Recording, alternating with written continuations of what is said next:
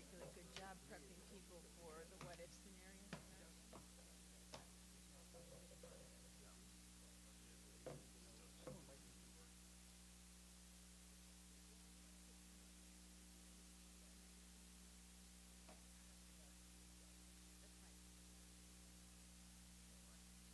Thursday Carrier train about this.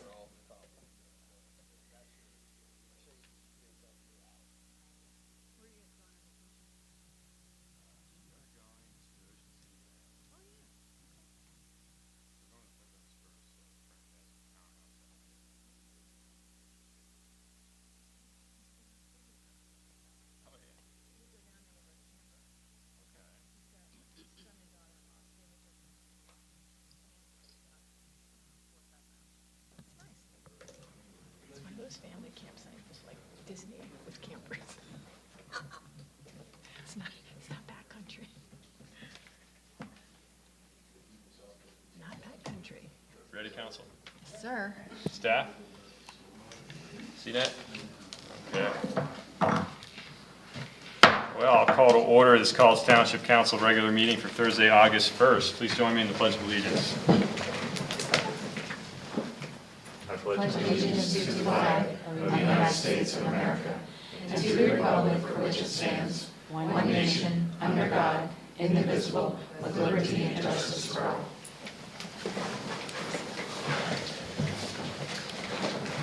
Just as an announcement, advise the council met in an executive session prior to the start of this meeting to discuss a personnel issue. And we'll now go to public open discussion. Is there anyone here for public open discussion, either online or in person? Okay, moving on to new agenda items. Does any member of council wish to add any items to the agenda?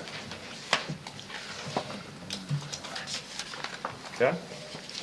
All right, then we're moving right along to plans. P1, State College Veterans Administration Parking Lot Extension, Preliminary Final Land Development Plan. Thank you. Jen, if you could please show sheet 3.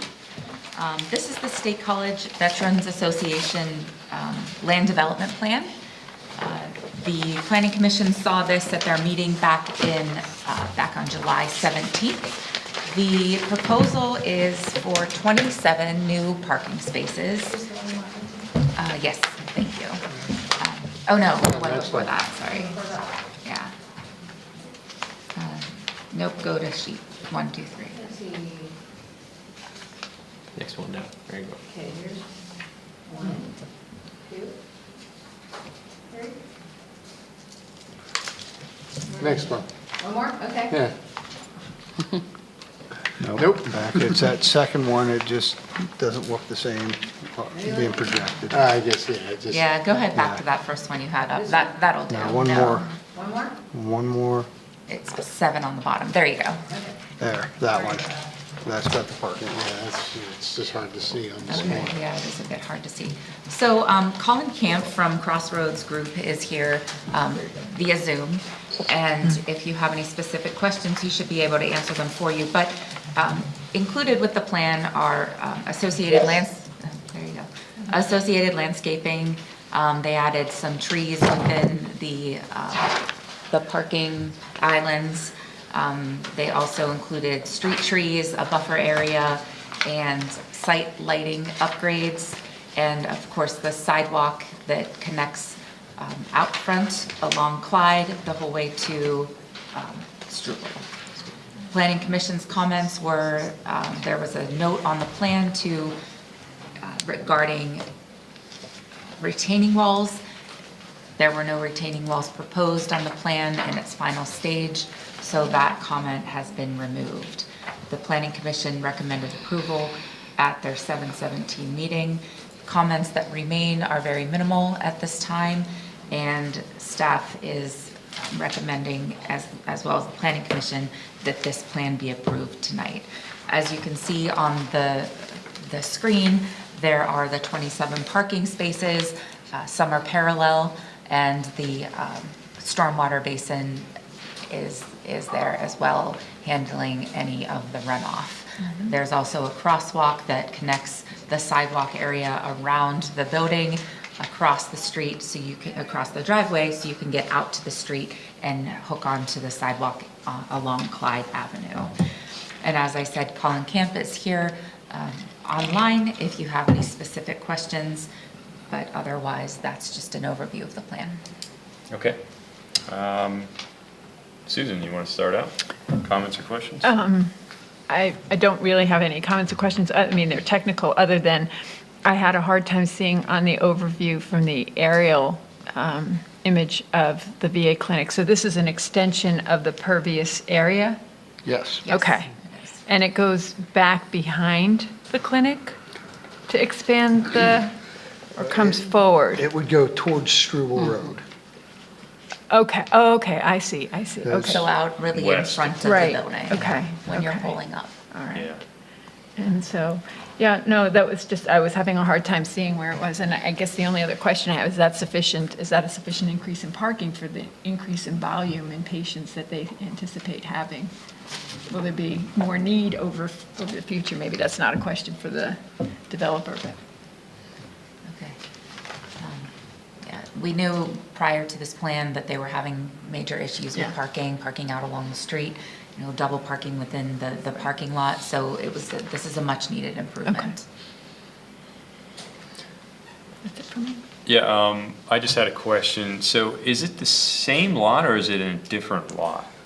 It's That's the the same same lot. lot. What you're Okay. seeing is the blank stuff to the right is existing parking lot. What you're Yep. seeing here is just what is being added to Yeah. the west So they side didn't of the purchase an existing. additional lot, they're just expanding the No. parking out. Yes, this has always been one parcel. It was on a lease area, and that's why the sidewalk did not go the whole way across the parcel. It was only built to the lease area. Okay. With this plan, they are taking it to the property Okay. line. And so this brings their percent impervious up to what? Total?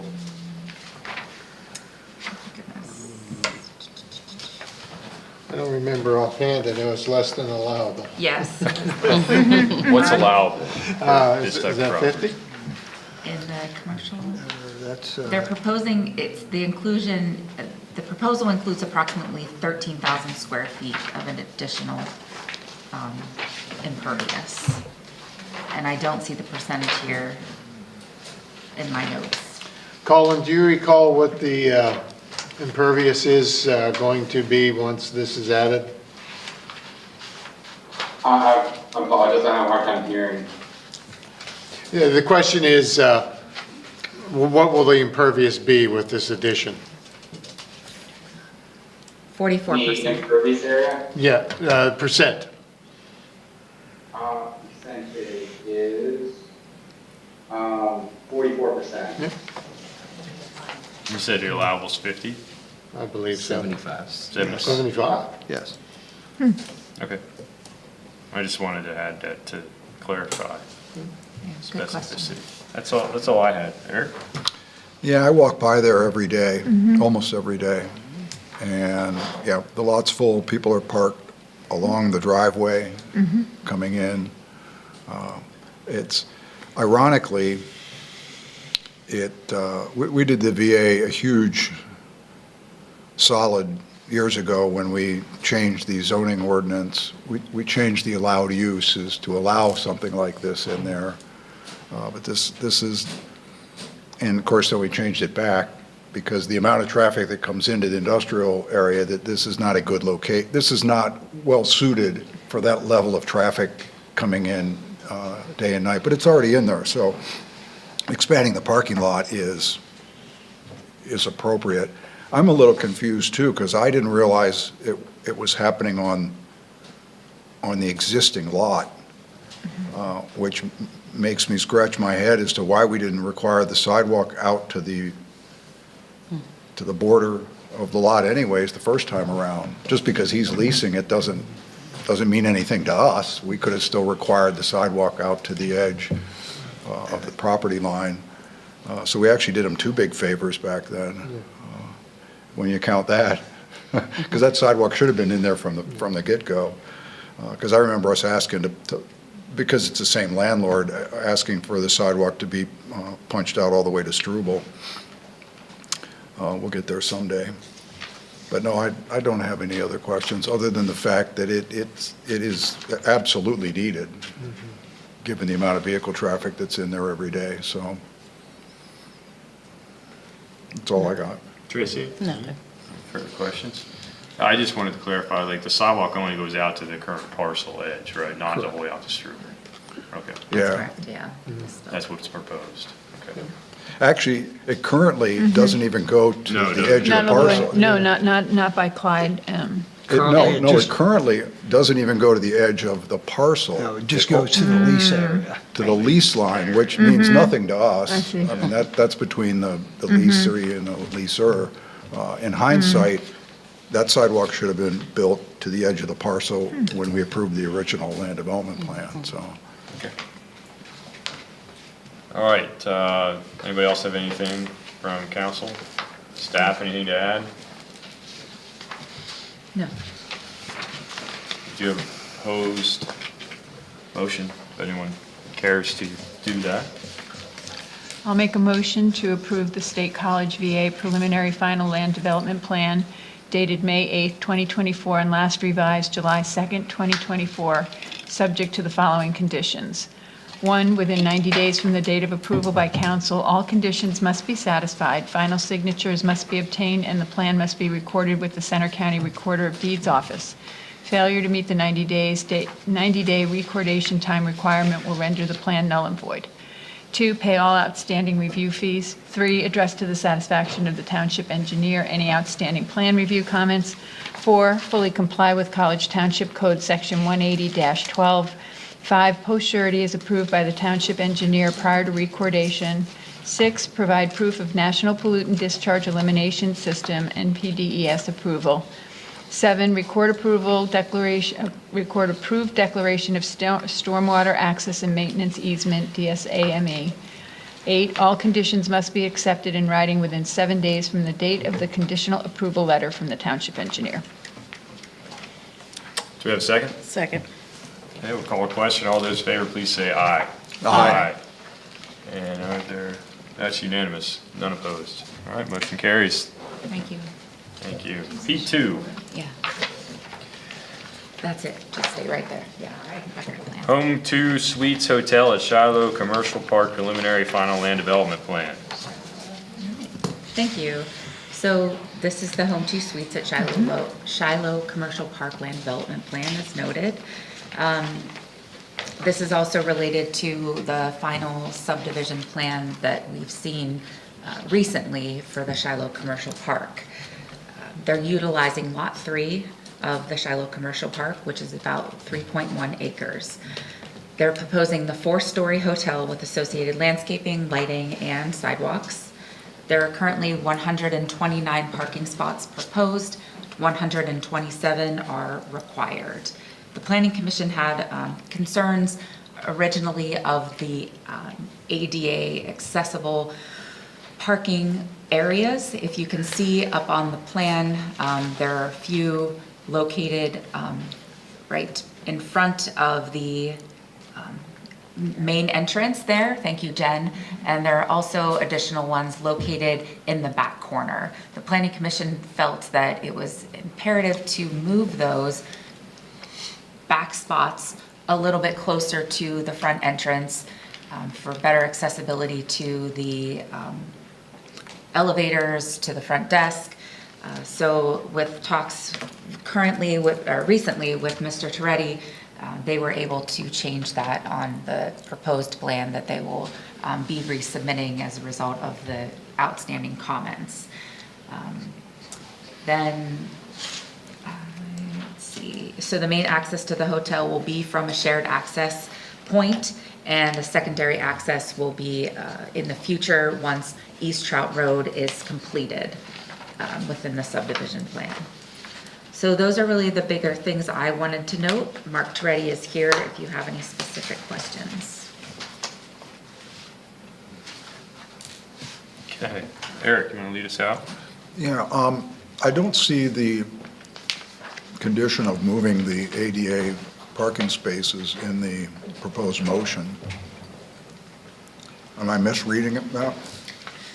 No, you're not misreading it. It was a recommendation, since it was a recommendation from the planning commission, council's more than welcome to discuss it. If Okay. it makes sense, we can add that into the condition of approval.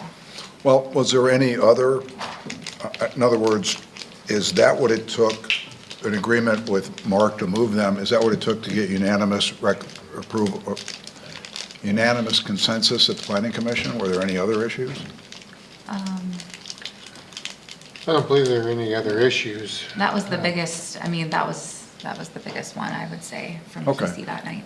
So the feeling, with the general feeling with the planning commission is, as long as they move the ADA spots, then they're fine with everything? Yeah, that was it. Okay, and that seemed like something you can change? Yeah, actually, we went back and looked at the floor plan and talked to the architect. The architect had originally recommended showing them over here, but once we looked at the floor plan, there's a hallway here, but the elevators up to the other floors are over in this area. And so between this entrance and this entrance here, we thought it'd be better to serve it ADA by moving these over in this area. These ones will still serve the main entrance. Okay, so that's where they'll get moved to, over there? Yes. Okay. Yeah, and actually that'll serve the building better for ADA accessibility. Because of the proximity to the elevator. Yeah. Okay, then I support the planning commission recommendation with that condition along with the other ones. Yeah. Tracy? Yeah, I agree, and I think the question was brought up that it's not in the proposed. I think we should include it just personally.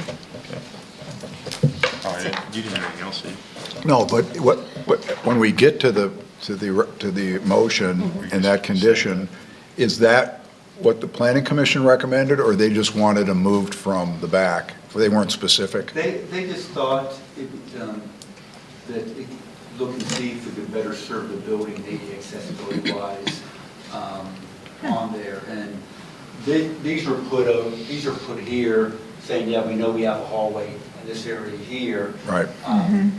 But there's several ADA units, a couple here. There's one down here, but we thought with the access at the entrance, and then, there's also ADA rooms on every floor, where with the elevator Elevator, over okay. that area, that it would better serve the building. So as far as a motion then it could just refer to relocating those ADA spots as described by Mark during the meeting?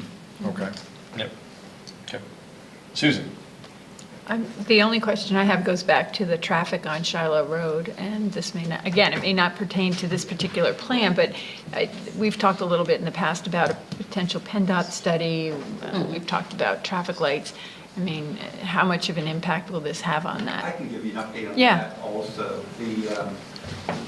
There's several things going on. One, there was a separate traffic study for this project and this subdivision besides this lot for the build out of all the lots here.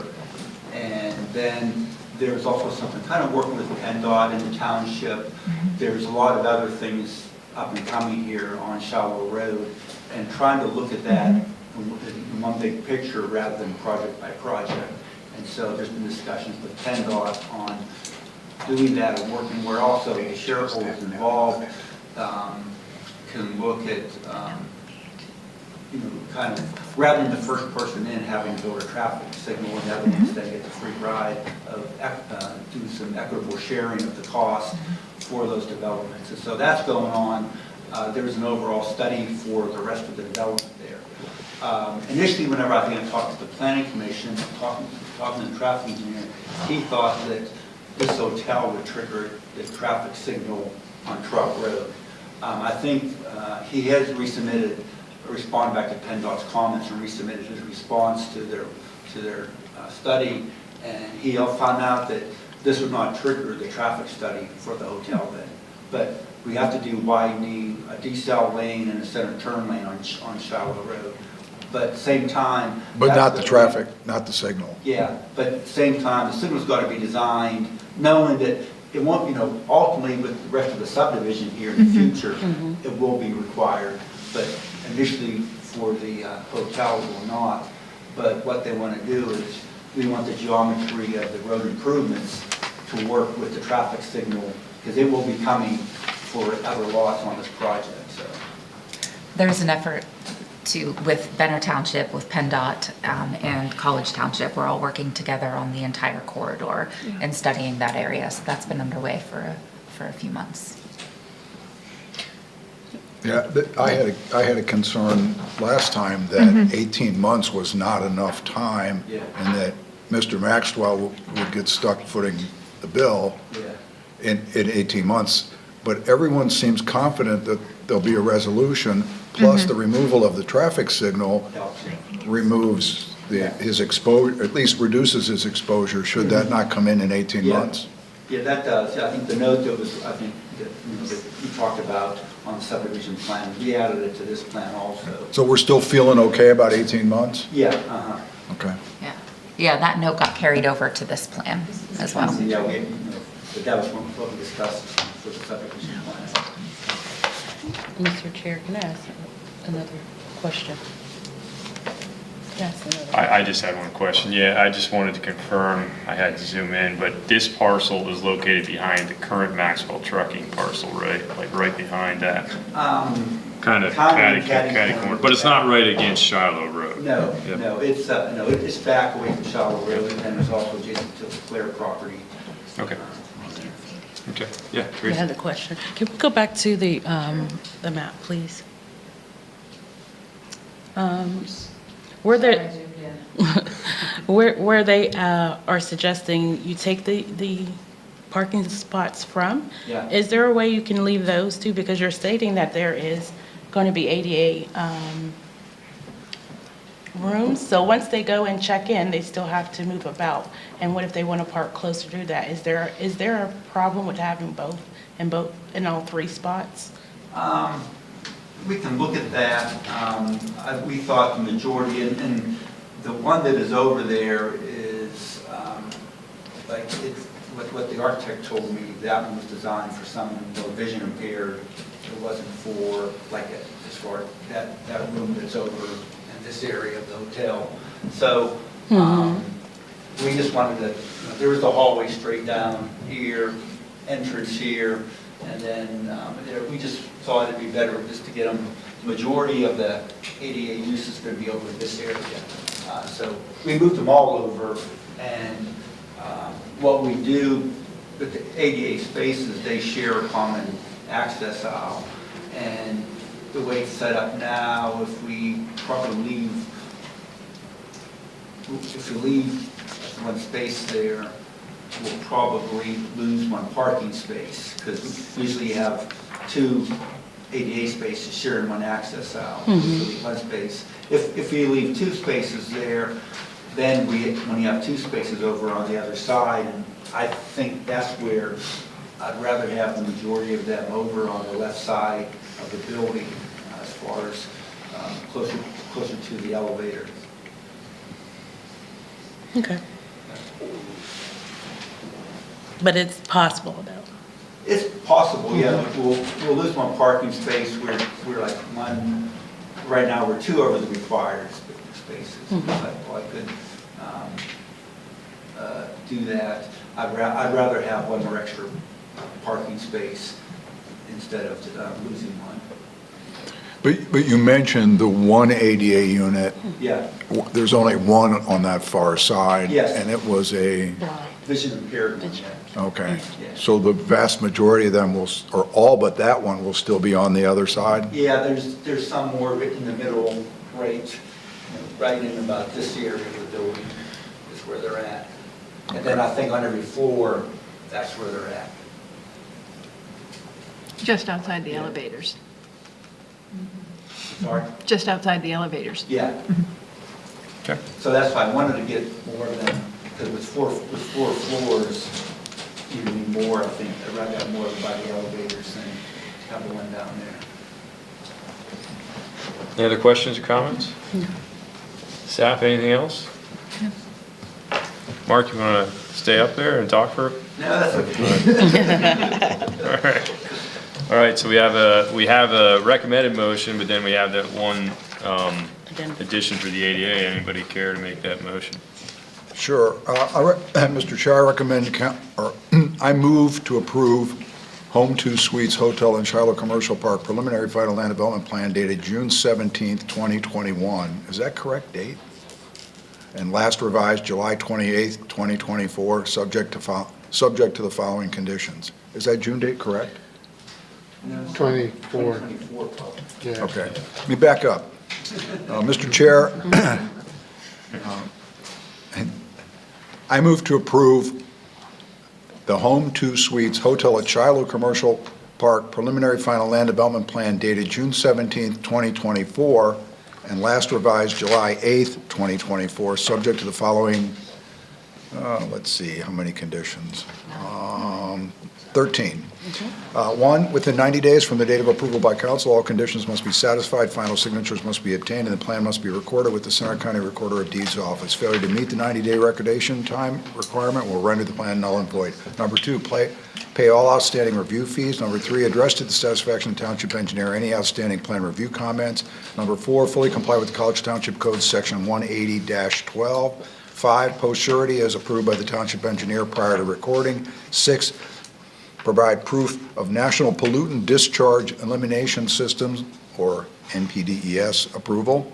Number 7, record approved declaration of stormwater access and maintenance easement, DSAME. Number 8, record an approved declaration of maintenance and easement for the shared private drive.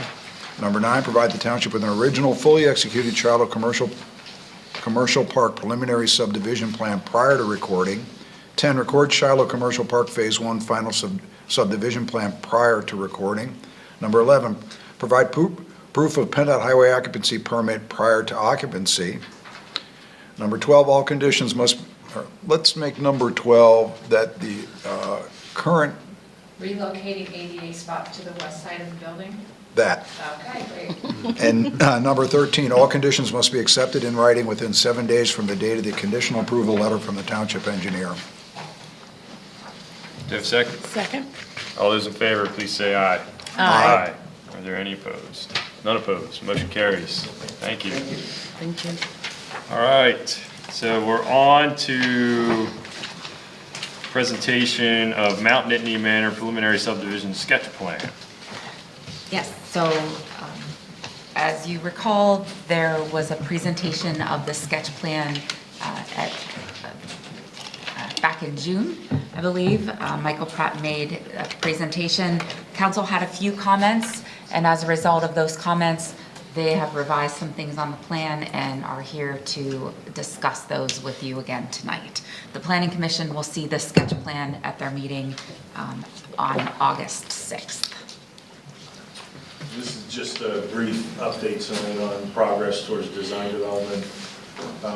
There were two, I'll call them key issues, discussed about a month ago when we originally presented concept plans. One was the proposed Stella Way roadway alignment, and the other one was proposed strategy for satisfying open space requirements.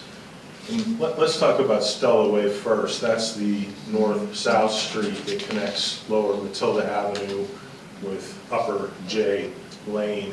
And council asked some questions, asked us to look into some history on the evolution of that alignment as opposed to simply extending Rhodes Lane due south into the development to connect with J. And when we did that, we went back and looked through the files. We didn't find much there, but we took a look at the roadway design geometry as well and prepared a profile. And could you switch to that one?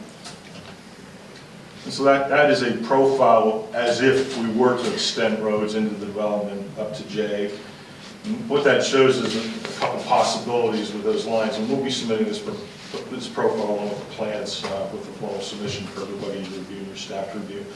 But what we concluded was there's a vertical differential of about 25 feet on the currently proposed Stella Way alignment. This I'll call the alternate alignment. The straight alignment has a vertical differential of about 41 feet. And what that results in is a street grade approaching 12% based upon the current design, which is in excess, fairly significant excess of your current maximum allowable street grade of 8%. The lowest line in that profile, the blue line, shows an 8% grade, and what it would mean is basically cutting the existing ground edge by about 10 feet to get that to work. So it really doesn't meet your current ordinance, and I don't know, but I wonder if that was part of the reasoning back in 2007 and 2008 that led to the, we'll call it the more serpentine arrangement. A longer alignment. Grade was mentioned. Results in lesser slope. The other thing I'll observe is the currently proposed line is at 8%, the maximum allowable, out of necessity to climb up that hillside. So we'll submit this information along with a formal submission for staff review and your review ultimately, but I just want to bring you up to speed on what our thinking is there. The second topic of interest then was open space and parkland, and we put out a couple proposals for consideration. What we discussed then was possibly providing a 0.77 acre area to augment the existing Mount Indy Terrace Phase 2 park. And there were some comments associated with that. Went back and discussed the situation of the developer, also revisited what was proposed in 2007. And at that time, the proposal was what I'll call the green area plan left down at the end. And that's part of the proposed estate lot, lot number 49 in the current plan. At that time in 2007, an open space easement was proposed upon that lot with an area of about 2.27 acres. And so we discussed it with the developer, and he said, let's put this on the table for consideration and discussion as well. And what this is showing you is a 2.47 acre easement upon that lot, potentially to be offered as open space, perpetual open space reservation on that lot, with access to the cul-de-sac so that residents of the development or the public could possibly access that area. We're not proposing any improvements necessarily yet for the formal plan submission. We realize all this will be discussed and negotiated as part of the review and approval process. But we wanted to show you that. We think we're going to make that the basis of our plan submission. We have to show you something to submit the plans. We're going to do that.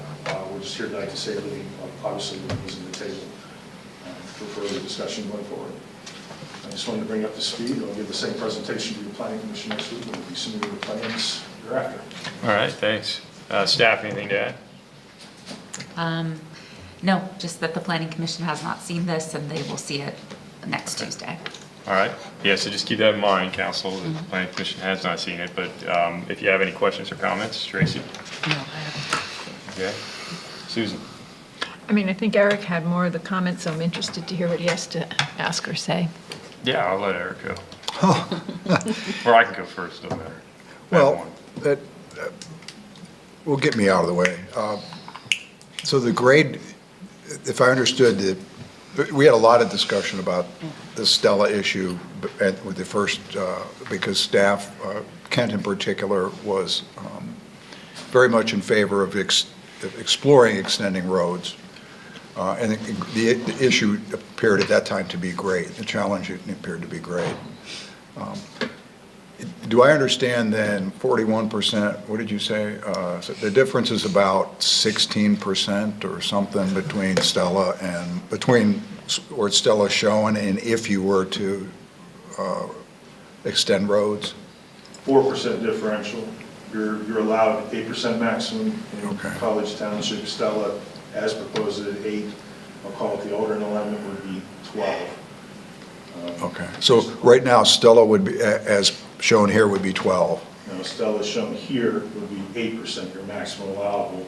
Okay, If we shift it over, we'll call it the straight-through alignment of roads, 12% is the result. okay. And we couldn't do that without what?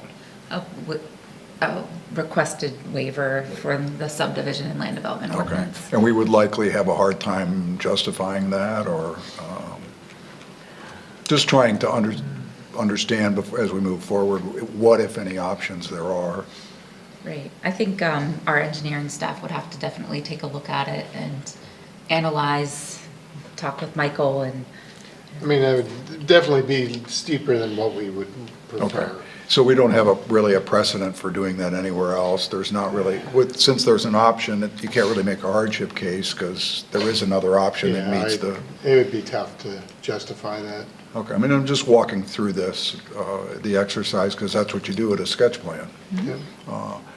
Yeah. But it's not a right-of-way issue, or there's clearly enough room to put the road through there. Yes, sir. But it would affect the layout of as it's currently. It would change the layout, on a flat earth plan, is it possible? Yeah, there's sufficient width below, it's a 50-foot in fee simple corridor. You still get the same amount of lots and houses. Probably, yeah. Okay. It's just the grade of the lots, and then those lots would be on that steeper street as well. So it's the grade. It's the grade issue then. Okay. I'm really interested in what Park and Rec has to say about the original parkland suggestion and this one. I mean, this one is intriguing too. There's probably benefits to having it, adjacent to the existing park. But then again, I think what you're showing here is more of a passive, natural open space versus a grass field. Is that what we're hinting at here? Well, that's accurate. There would be existing trees preserved at your discretion. That's what you're thinking would be in that 2.47 acre reserve. Or you could remove trees and improve it with paths, I suppose. Yeah. Your preference. And to me, that's intriguing. I mean, I'd really like to hear what Park and Rec thinks of that idea. Sure, so just an option, and this is a ask, not a requirement, Michael. So one of the things that is a potential is you could bring the sketch plan to the Parks and Rec Committee. I believe they meet again on Monday evening. Yeah, it's just jogging. Remember, Dave Schulte was here at that meeting, right? He had something to say about this. Well, yeah, and I don't remember his specific comment. Well, one of his specific comments is they would really like to be able to chime in on this at this level before we go to a fully engineered plan. So The way I would frame it up is if you're available, Michael, ideally you would be the one to present it.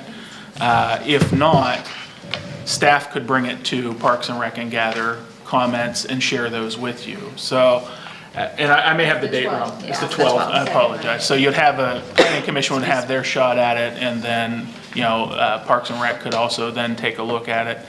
If you're available, ideally it would be you at council's discretion. If you ultimately want to have Parks and Rec look at that and you're not available, you could ask the staff bring it forward. So.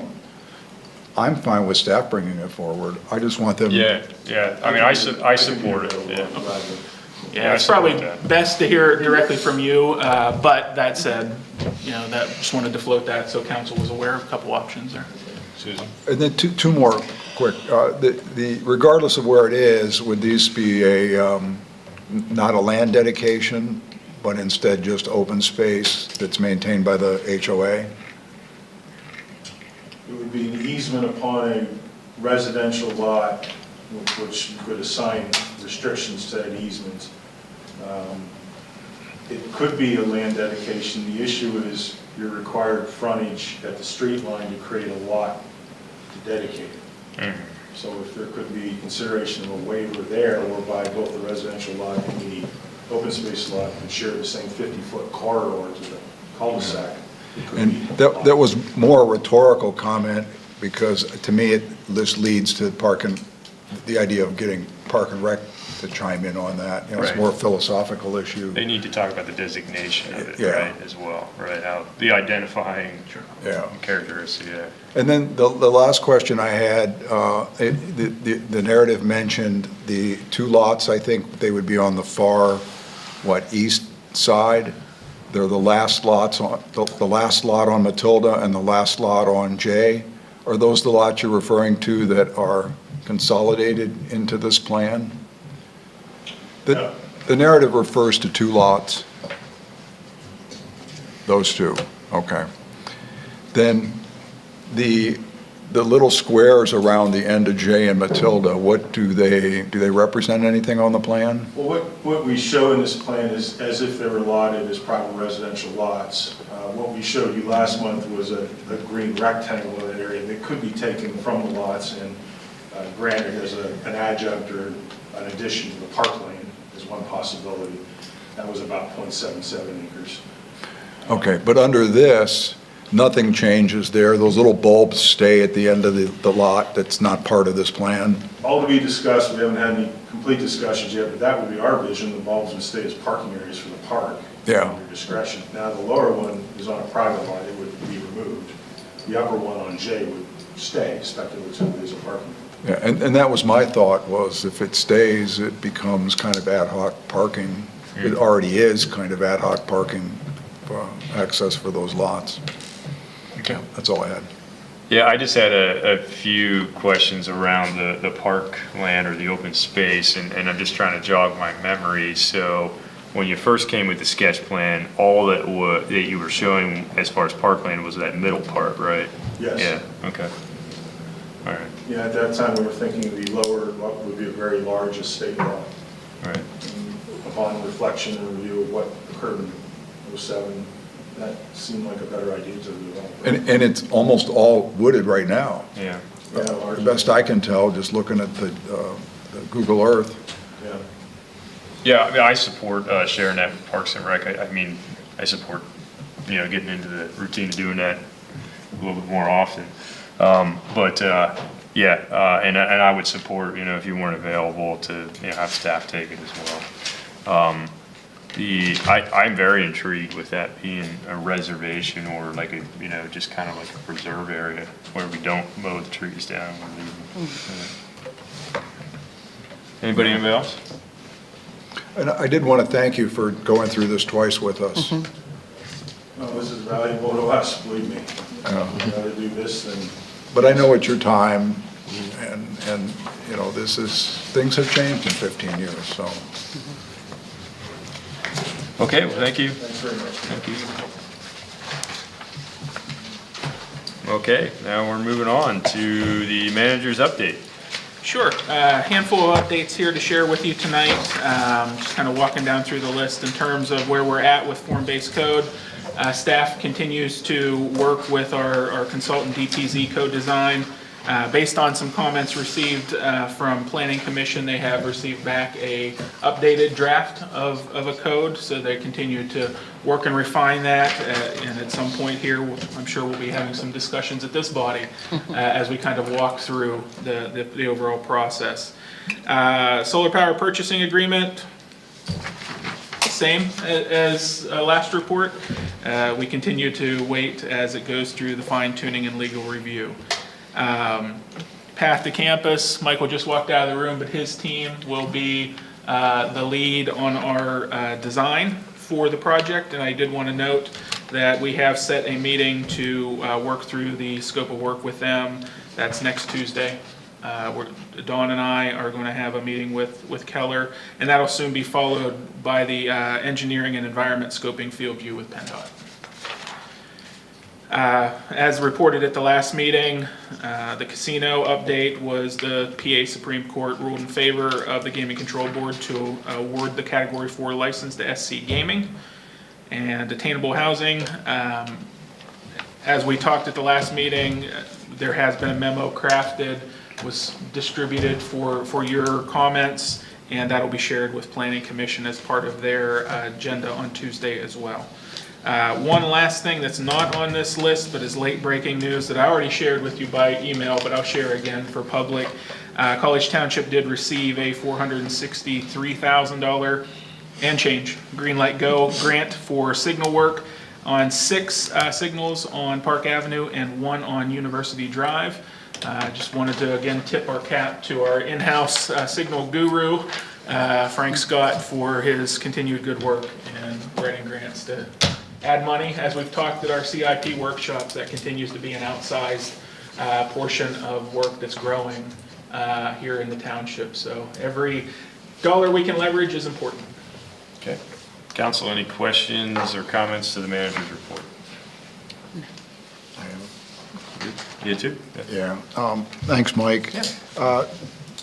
The Green Light Go Award, is that for just equipment in the boxes and in the signals?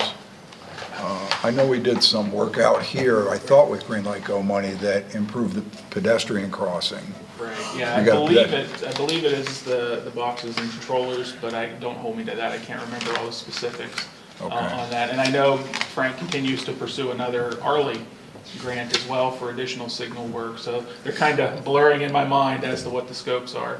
But I believe If we it's could- mostly equipment. Okay, if we could find out for sure, because I know we used a source similar to that, if not that source, to actually put in pedestrian accommodations right out here, and I think a pedestrian phase in the signal to accommodate the crossing here, particularly for late at night, the overflow for the restaurant. Yeah. Then the second question, at our organization meeting, don't we appoint two transportation engineers, Keller and somebody else? Yeah, Trans is our primary. Keller is appointed, Dawn, you can probably speak to Yeah, it better. Trans is the primary transportation engineer, and then McCormick Taylor was backup transportation engineer. Keller is our primary general civil engineer.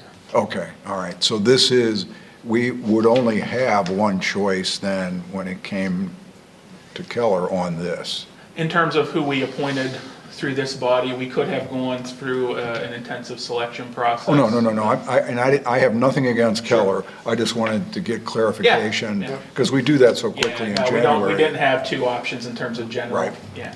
Okay, we do when it comes to transportation, Right. and we kind of Yeah. rotate between the two. Trans is our primary with McCormick as our backup, Okay. so.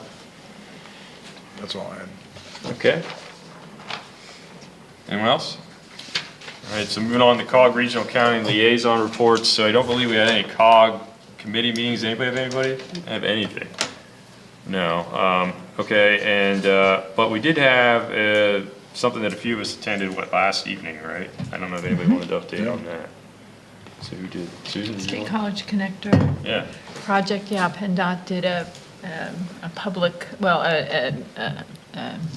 sort of a preliminary meeting to preview what they'll be sharing with the public at the public meeting on August 15th at Mount Nittany Middle School. And they had their consulting team there and several people from PennDOT. Lots of questions and great displays. I found it very helpful. And I found it in particular helpful to be able to visualize the different alternatives, but then they did a nice job on some of the other pieces of the project. So thought it was good. I hope people go to that meeting. You said the public meetings when? That's August 15th, Thursday, I believe August 15th at, is it 6 p.m.? Well, 6 p.m. there, 4 to there's an 6? earlier time for property owners. Property owners, right. But I think the general public is It's either- 6 o'clock. Yeah. Or 4 to 6. 4 to 6, and it's 2 hours, and they have a nice map for getting through the whole display. It's well laid out. So, it's Yeah, good. PennDOT has done an extraordinary job Yeah. with this, the outreach, as I noted in the meeting last night. You know, the deliberate approach has been just fantastic, how patient and deliberate they've been. And then, of course, the outreach is unprecedented. In all of my years of transportation, I've never seen anything like this. Now, what we heard last night was because of that, the timeline is longer. That's a good point. And, you know, we heard some frustration. We had a representative, Benninghoff was there representing TACOC, staff from Conklin's office, and the most common comment we heard was the frustration over the 10-year timeline. You know, if it follows by the book, the road doesn't get completed till 2035. But you can't have a very deliberate, open, and engaging process where everybody is heard and all things are accounted for, and in a really short timeline, because as I noted last night, that's what caused this project to crash and burn the last time around, is, you know, inadvertently, PennDOT got a little bit ahead of the community, and eventually, well, we all know what happened. So kudos to them for the process and the format they're using to engage the public on the 15th. I would strongly encourage anybody to get there. And then lastly, what we saw last night was the same 3 alternatives that they had narrowed it down to months ago, except the corridors are a little narrower. So what we had was 3 broad corridors, and now we have 3 lines on the map that are more specific, which has whittled out some issues and some people. Because as the scope narrows, fewer people are affected, fewer things are affected. So I think it's a deliberate process, it's a long process, but it's one that sets the project up better for success. Okay. Anything else to add? All right. We'll move on to staff PC and other committee reports. PC?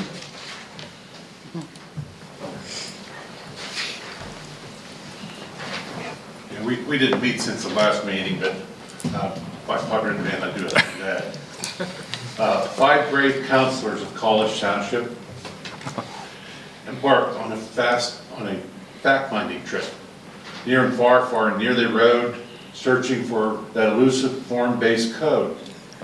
Scant little did they find, and running very short on time, they remanded it to the PC, Narrowquip. Are we just insulted? But it was funny. It's all right, I like it. He's not just a comedian, he's a poet. Right. A little tug and pull of local government there. Yeah, that's great. Narrow quip. All right. DEIB. Once again, how do I follow that? But a couple things, obviously being the first meeting of the month, we like to highlight month-long recognitions as well as some upcoming important dates. August is National Civility Month. So between council and PC, we'll lean into that Civility Month. A couple of dates coming up. August 7th is Purple Heart Day. And August 9th is International Day of the World's Indigenous People. I have a couple more for the next meeting, but I don't want to get too far ahead. Okay. Anyone have anything else to add to that? Okay. Let's move on to this evening's consent agenda. Consists of following. CA1 is the minutes and approval of our July 18th, 2024 regular meeting. CA2 is correspondence, receipt, and approval of an email from CATA dated July 24th regarding response to CATA comments. B is an email from Daniel Materna dated July 24th regarding casino/local impact. C is an email from Daniel Materna dated July 25th regarding Bali's Chicago Casino review. And CA3 is an action item approval of the sewer component 1 planning module, Weissman subdivision. All right, does any members of the council wish to pull any of these items? If not, I'll accept the motion to approve the consent agenda. So moved. Second? All those in favor, please say aye. Aye. Aye. All right, motion carries with none opposed. All right, moving on to no old business this evening and on to new business, the stormwater ordinance amendment. Ordinance O-24-02, Mr. Northridge. Thank you, and I'll just offer that as we start this presentation and we talk about MS4 and NPDS and how the PRP interacts with the MCMs and the BMPs, when you don't understand an acronym, stop me and pause, just throw a little finger up, and I will try to explain where we're at. Jen's gonna hit me when I start rattling off. With the MS4 program, this is your stormwater program, managed through the township. You have a 5-year permit. One of the conditions of that 5-year permit was to update your ordinance within that 5 years by September 30th of 2024. So with that date coming, put together this little PowerPoint to explain what it is DEP is asking of you. So go ahead, Jen. We talked about the permit. There's 6 sets of minimum control measures and these best management practices, specifically adopting this ordinance, like I said, September 30th, 2024. I will mention DEP calls this the 2022 model ordinance. That's the date that a majority of Pennsylvania has adopted this. Our specific permit did not require this until September 30th, 2024. That date is consistent across the Center Region MS4 partners, Penn State, Ferguson, State College Borough. So, go ahead. There's two documents we currently use, the Chapter 175 ordinance and then the DSAME. As you went through your land development plans this afternoon, you mentioned the DSAME as a condition on every single one of these. DEP is adding an operation and maintenance agreement, and what this does is take that DSAME, which is kind of a mile marker along the way that you approve at land development, and they're trying to make it more of a living document, that if a property would change hands, somebody pays attention and knows what their responsibilities are. So we've rolled that into the DSAME, and those are the three documents we're going to talk about here tonight. I've broken this down into what I'm going to call the very quick administrative updates, the nuances, which I think are worthy of a little more discussion if you have questions there, and then the DSAME at the end. So you'll see here at the top the old language. Meet NPDES, MS4 permit requirements, meet state water requirements. At the bottom, they have the new suggested language. There is no, in my opinion, functional change to what they're asking. They're just adding a little more legalese, a few more references into the regulations. So in the bottom left-hand corner, you'll see in the draft ordinance, these two subsections, lines 19 to 50 and 54 to 76, where they're basically taking some old language and refreshing it. There's not a real functional change to how we do any business here in College Township. In the definitions section, we did not previously define FEMA. We all know who FEMA is, but we didn't have it in there when we talk about meeting their regulations. So 15 new definitions. Riparian buffer is now in there. The term sediment. You'll see at the bottom, 285 has a little asterisk. We're going to talk about that one later in the slide deck and just discuss how that impacts. And then 532 and 545, we had some definitions that were out of alphabetical order. So we put them in alphabetical order with this ordinance update. So go ahead, Jen. Previously, we looked at the 1, 2, 10, and 100-year storms. Those were the data points that we focus on when we evaluate a storm and the stormwater impacts on the area. DEP is requiring us to add in 5, 25, and 50. So it's more data points for compliance. When they set the models up and they run these calculations, these are not major, in my opinion, they're not a major change to what the designer does and what they submit to us. And then NPDES consistency. In our ordinance, originally when passed, we were forward thinking. We told people that they had to account for infiltration. They had to account for capturing a certain amount of water quality. Since we've passed that, the state has passed similar things and kind of caught up, and then the state passed us. So when we would get a land development plan in, such as the hotel, if they need an NPDES permit, they were doing more stringent stormwater requirements than what our ordinance required, because the NPDES program required them to do it, and by default, when we tell everybody they have to get an NPDES permit, they were doing it anyway. Now we're just taking that reg that the state has and putting it into our ordinance only for sites 1 acre and larger, where they have to get it anyway from the state. It's no change to the net project because they were doing it anyway because of the state requirement. It's just now in our code as a specific thing. Under 1 acre, we stay with our original ordinance. There's no change in that avenue.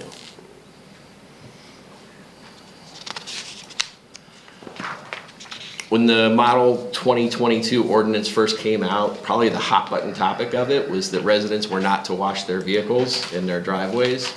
The reference here is that they don't want large buckets of suds going out into Spring Creek and washing down the stream. We're not sending out the car washing police, we're not chasing people down, but if there is a large Boy Scout car wash, we would expect them to think ahead a little bit and be cognizant of where they're putting all their suds or have some type of a plan, for lack of a better term. The issue here is not to create something out of nothing, but to have people think ahead about what chemicals they may be introducing to the environment. The nuances, these are a couple things that DEP strengthened in the ordinance. They are a slight change from how we've historically done business. So, go ahead, Jen. This added backstop, it sounds intuitive that if there is something that staff feels would be dangerous to the environment, that we can deny a permit on that basis, but now we're saying it. We're just putting it in the ordinance that if there is something that, in our professional opinion, may throw as a threat to the public health and safety, under the stormwater ordinance, you can deny that.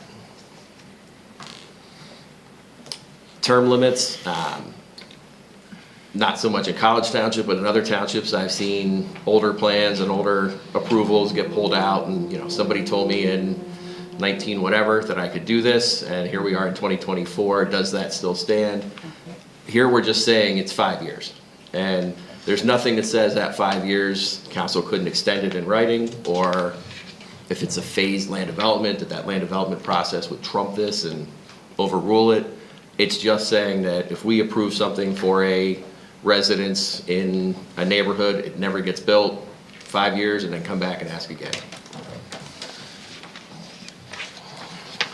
This is where we started getting a little more creative, and I'm going to set this up with, if there's a land development and they build something, and then, you know, they call and they want to add a shed, and then they want to add a couple more extra parking spots. And in our code, generally, if you're doing less than 5,000 square feet, there's a lot of times that we can waive out what's happening. So in aggregate, how many times can you add 5,000 square feet without doing stormwater? So when it comes time to looking at what existing is, and then looking at what they need to do for their next piece of something, how far is the look back? And so what we've tried to establish here is the last time either we wrote down what it was you were doing, or 2006 when this rule was passed, and we have conveniently the aerials for the Center County GIS, we can pull up your property, we can circle out, highlight, measure, and that type of thing. But this gives us a backstop so that it's not just what you have June 2024, July 2024. It's the last time you got approval, what was your approval level? What have you done since then that you may need to play a little bit of catch up with? So.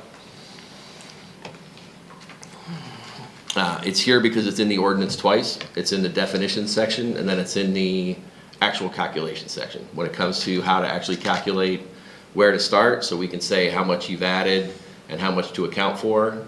It's in both of those places, so that's why it's in the slide deck twice. The DSAME and the O&M agreement, there's actually only this one line, number 7 there, the second bullet point, that just says, once you build this thing, you have to continue operating and maintaining it the same way it was designed. Outside of that, the DSAME had a number 13 that talked about right of entry, talked about reimbursing, and the old generic number 13 was now replaced by these other 7 very much more specific clauses that in function and in practice, they say the same thing. They say the things we hope our lawyer will say when they have to go to court, but now they're in black and white. It's not a hope or, you know, a lien anymore. And so those are the crux of the changes that kind of brought us to this point. I did mention in the memo, Spring Creek Watershed Commission, talking with Lee Murphy, they have a bigger picture, a bigger lift of things they'd like to see added from a stormwater ordinance perspective. In my opinion, that goes to community meetings, that goes to a lot of public outreach, that goes to a lot of, you know, incorporating the planning commission, incorporating campus, incorporating a lot of people that are going to be impacted by this. This is strictly what's required for the DEP piece of this. And so we're asking for this to, you know, be considered on an administrative basis because it's not a change from what we already do. We're changing the words, we're giving it a little more beef behind it, but we're not changing the practice of what a developer would do if they were actually doing stormwater management. All right, who wants to lead us out? Tracy, you want to go? I'm still learning, so I'm educating myself while you're talking, so I don't have any questions. Okay, Susan? One question. What does pervious modeled as a meadow in good condition actually mean? How does that mean, yeah, tell me. So when you look at, I'm going to use the mall as an example. Great. Because you have a lot of asphalt. Right. And when they say they want to add a little bit of something, and they only want to do stormwater for a little bit of something, we say, as a factor of safety, instead of considering everything, instead of starting at a lot of asphalt and only adding a little bit, pretend that a bunch of that is grass. And so you're not just adding that little bit of asphalt, pretend that you're changing that grass to asphalt. And now you have to account for all that. So it builds a factor of safety back into wherever they stopped the last time. Okay, say that one more time. It's a piece of the calculation that adds a factor of safety. Okay, So what we do with stormwater management is whatever you change, you have to account for what you change, so that you do not release water faster right. than what you previously did. So in the model, instead of starting at all asphalt and changing to a little bit more asphalt, if you start at asphalt and 20% grass, it moves that line back so that they do a little bit more in stormwater management and add that factor of safety. I got you. So you're trying to incorporate back what's already pervious. So you're trying to get more stormwater management for what's already there. So it's sort of Correct. going back and, okay. And it's a variable in the model, but Yeah. gets you that little bit That of makes buffer. sense. Okay. Anything else? I just want to make a comment. I thought the presentation was great. And I appreciated having the ordinance and going through. And it was well done. I'm no stormwater management expert, but I know a lot more about it than I did before. So thank you.